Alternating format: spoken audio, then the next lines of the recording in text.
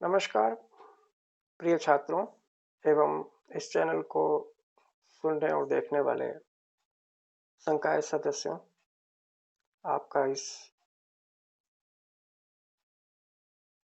YouTube channel में हार्दिक स्वागत है। आज के व्याख्यान में मैं बीएससी फर्स्ट ईयर जियोलॉजी के सेकंड पेपर सेल बायोलॉजी के लिए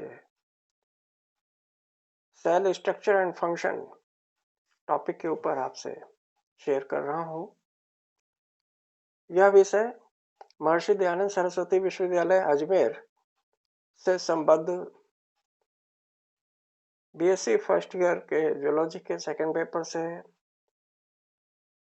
संबद्ध है। सेल स्ट्रक्चर और फंक्शन के अंतर्गत सबसे प्रिमिटिव और प्रारंभिक एवं महत्वपूर्ण विषय प्रोकैरियोट्स एंड यूकैरियोट्स पर आज मैं चर्चा करूंगा। जैसा कि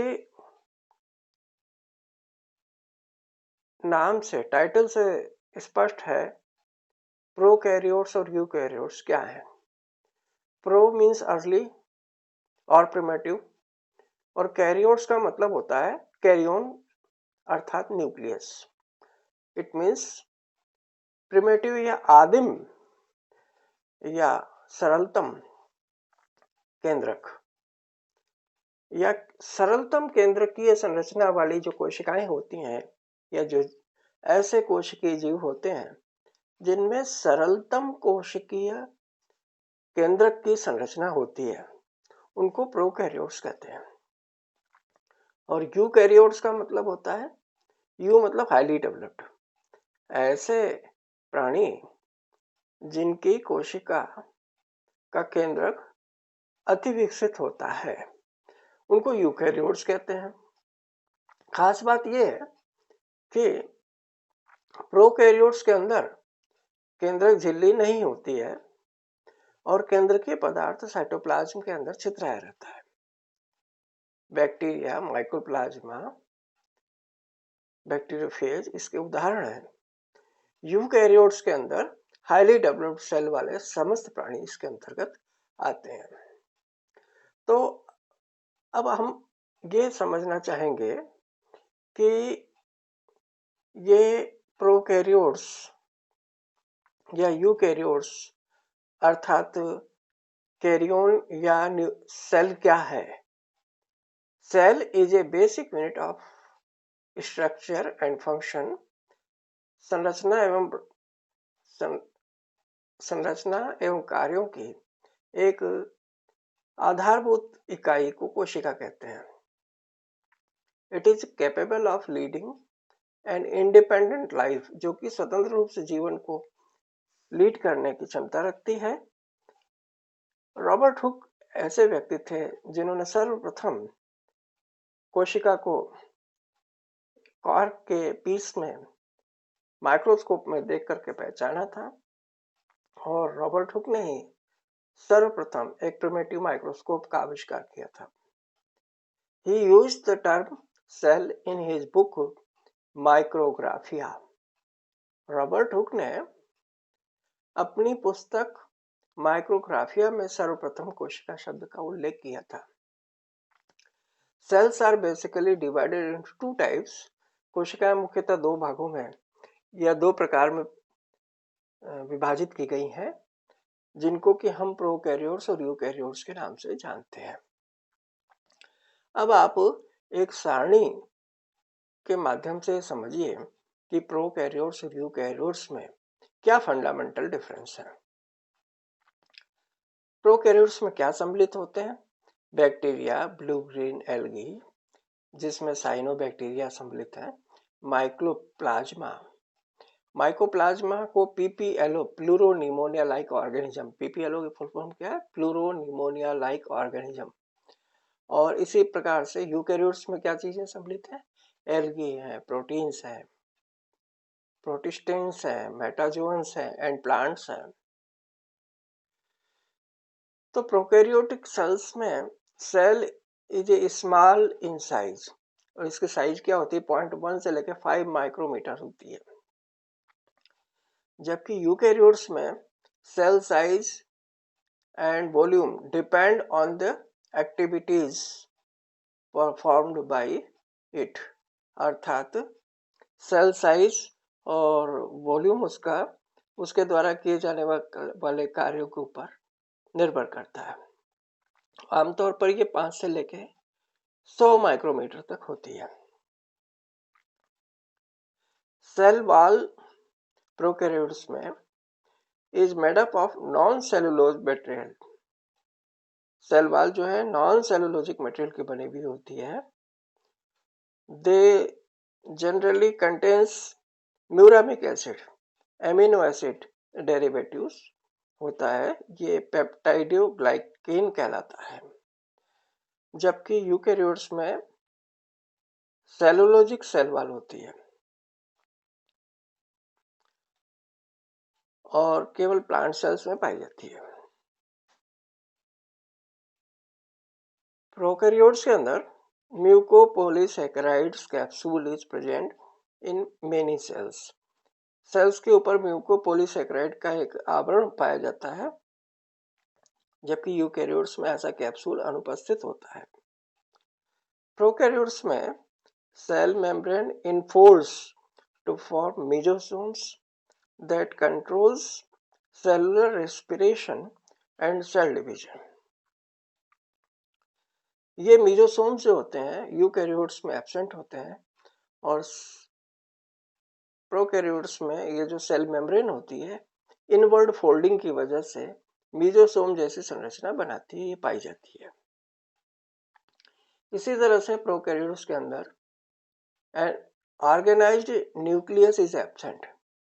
मैंने जैसा कि पूर्व में बताया था, एक सुसंगठित केंद्रक का अभाव होता है, जबकि यूकैरियोट्स में एक सुसंगठित केंद्रक प्रेजेंट होता है, उपस्थित होता है। सुसंगठित से तात्पर्य क्या है कि जिसमें केंद्रक झिल्ली नहीं होती है प्रोकैरियोट्स में। यूकैरियोट्स में केंद्रक झिल्ली होती है और केंद्रीय पदार्थ केंद्रक झिल्ली के अंदर आबद्ध होता है। Here chromatin network is indirect content और indirect contact with the cytoplasm. यहाँ क्या है, केंद्रक झिल्ली नहीं होती तो केंद्र की पदार्थ साइटोप्लाज्म के सीधे संपर्क में होता है और it is called as nucleoid या जीनोफोर्स। यहाँ केंद्र की पदार्थ न्यूक्लियोइड के नाम से जाना जाता है, केंद्रकाभ जिसको कहते हैं उसके नाम से जाना जाता है। प्रोकैरियोट्स में मोस्टली प्रोकैरियोट्स है मल्टीपल न्यूक्लियोइड्स, कई न्यूक्लियोइड्स होते हैं ऐसे। केंद्र की पदार्थ जो होता है वो गुच्छे के रूप में साइटोप्लाज्म में इधर उधर इकट्ठा रहता है, बंच के रूप में, उनको न्यूक्लियोइड कहते हैं और कई हो सकते हैं ये। यूकैरियोट्स में मोनोन्यूक्लिएट कंडीशन इज मोर कॉमन। एक केंद्रक होता है यूकैरियोट्स में, जबकि प्रोकैरियोट्स में केंद्रक जैसा केंद्रकाभ एक से अधिक भी हो सकता है। यहाँ DNA is circular and naked. Prokaryotes में डीएनए क्या होता है, सर्कुलर होता है, वर्तुल होता है और नेकेड होता है, accept in mitochondria and plastids. Mitochondria और प्लास्टिड्स के अलावा सब जगह ये नेकेड होता है, सर्कुलर होता है। और डीएनए जो होता है यूकैरियोट्स में, DNA is linear and is covered by histrionic proteins. इसी तरह से प्रोकैरियोट्स के अंदर यूजुअली पॉलीसैकेराइडिक या पॉलीसिस्ट्रोनिक डीएनए उपस्थित होता है और यूकैरियोट्स में मोनोसिस्ट्रोनिक डीएनए बहुत कॉमन होता है, ये पाया जाता है। प्रोकैरियोट्स में only one kind of RNA polymerase is present. केवल एक प्रकार का आरएनए पॉलीमरेज पाया जाता है प्रोकैरियोट्स में। और यूकैरियोट्स में 3 kinds of RNA polymerase are present. 3 तरीके के आरएनए पॉलीमरेज प्रेजेंट होते हैं। One for each ribosomal RNA, messenger RNA and transfer RNA. इसी तरह से प्रोकैरियोट्स में both transcription and translation occurs in the cytoplasm.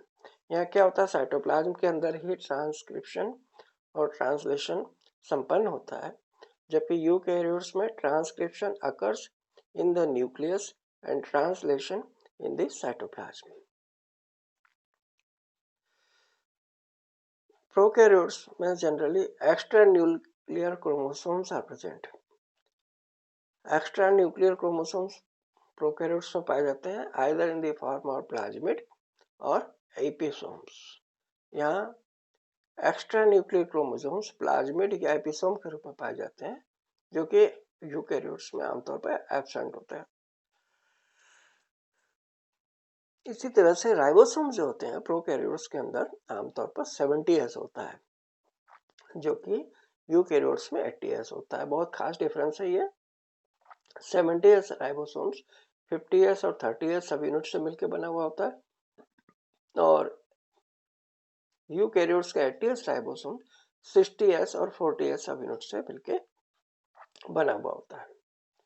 यहाँ प्रोकैरियोट्स में protein synthesis is inhibited by chromophoricol.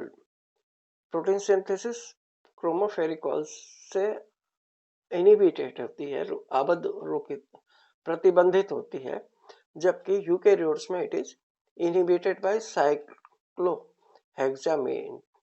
Cycloheximide के द्वारा ये इनहिबिटेड होती है, यहाँ क्लोरोएम्फिनॉल के द्वारा होती है। इसी तरह से प्रोकैरियोट्स के अंदर cytoplasm lack membranes bound organelles. Cytoplasm में मेम्ब्रेन बाउंड ऑर्गेनल्स पाए जाते हैं, और यहाँ यूकैरियोट्स में all organelles are present. Cytoplasm में प्रोकैरियोट्स में ऑर्गेनल्स अनुपस्थित होते हैं, यूकैरियोट्स में प्रेजेंट होते हैं। प्रोकैरियोट्स के अंदर flagella if present is made up of single-stranded protein flagella. Single stranded protein flagellin का बना हुआ होता है। फ्लैजिला अगर पाया जाता है तो आमतौर पर तो होता ही नहीं, और होता है तो सिंगल-स्ट्रैंडेड प्रोटीन फ्लैजिलाइन का होता है।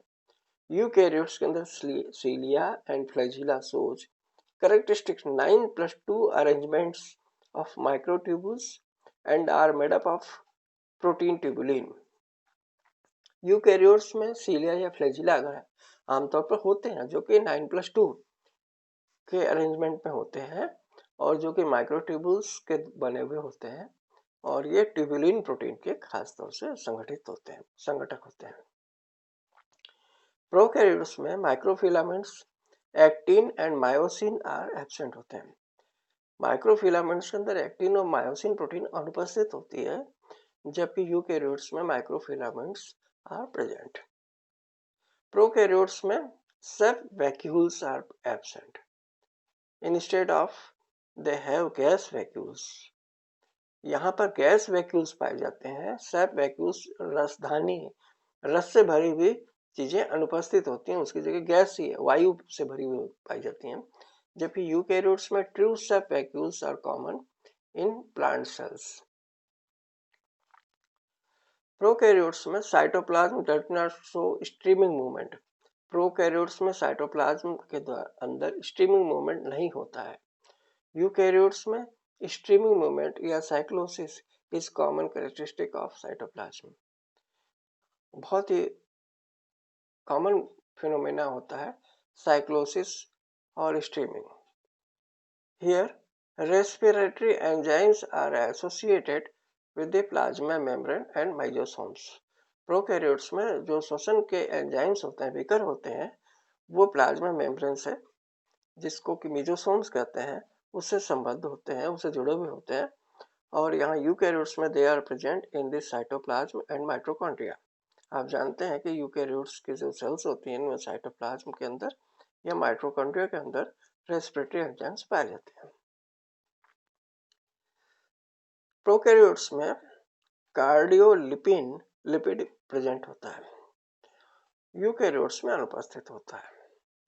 इसी तरीके से प्रोकैरियोट्स का endo and exocytosis are absent.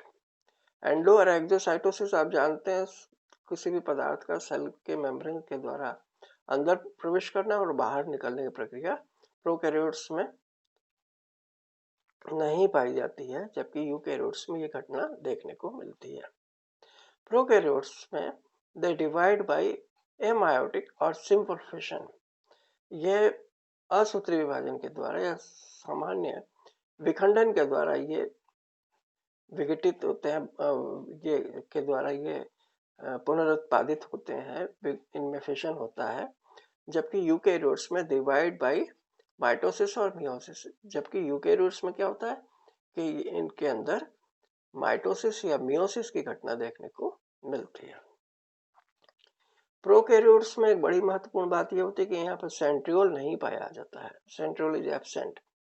जबकि यूकैरियोट्स में centriole is present in animal cells and absent in plant cells. इसी तरह से प्रोकैरियोट्स में no spindle formation occurs during division. Division के समय में, विभाजन के समय में स्पिंडल फॉर्मेशन नहीं होता है। यूकैरियोट्स में खास तौर से spindle formation occurs during division.